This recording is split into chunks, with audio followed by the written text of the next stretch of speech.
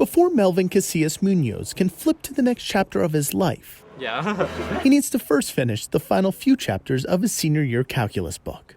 180 over pi. Yeah, it has been the normal. Took a little adjusting at first, but after a while you get used to it. What Melvin hasn't been able to get used to is the graduation he and millions of other high schoolers around the country will miss in just a few weeks. For this, it's not just important to me, but to my younger brothers and to my parents who haven't even graduated, who weren't able to graduate high school due to their circumstances. Since COVID-19 upended nearly everything, schools have found it difficult to find a common tone.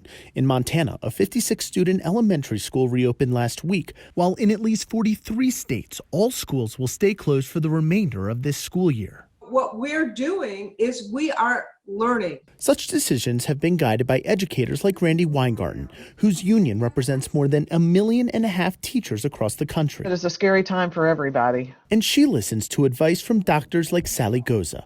Both have been resources for school districts wrestling with what to do, and both agree it comes down to how the coronavirus is affecting their particular area. We did this plan. It took us 3 weeks. Randy says 5 pillars need to be considered when reopening. First, ensuring there is little virus in the community, that a sudden spike can be slowed, that social distancing and sanitization is up to par, that input from parents and teachers is welcome, and that funding can make sure it all happens. Dissonance happens because there's fear and because there's inconsistency and there's a lack of generally accepted information about the science. And school districts aren't the only ones dealing with this. Colleges and universities also have to grapple with the fact that students live on campus. It's all made Melvin wonder if his freshman year at college is going to be anything like his senior year in high school. Since I am first generation, just this college experience is like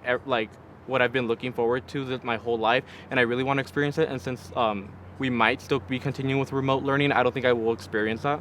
New chapters bring uncertainty that needs to be traversed by new students and policymakers alike. I'm Dan Grossman reporting.